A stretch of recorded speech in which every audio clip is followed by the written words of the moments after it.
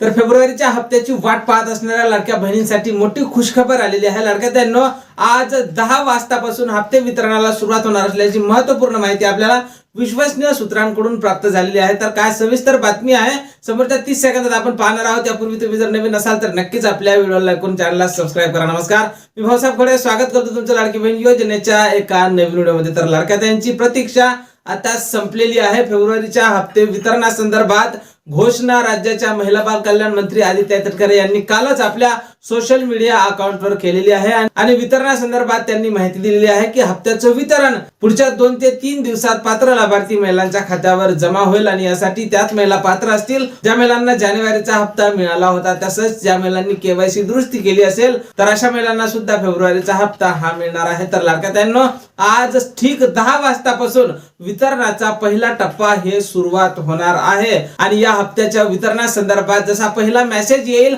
सर्वप्रथम त्या संदर्भातला व्हिडिओ तुम्हाला आपल्या चॅनलवर पाहायला मिळणार आहे। त्यामुळे तुम्ही जर नवीन असाल तर नक्कीच आपल्या व्हिडिओला लाईक करून चॅनलला सबस्क्राइब करा। जय महाराष्ट्र।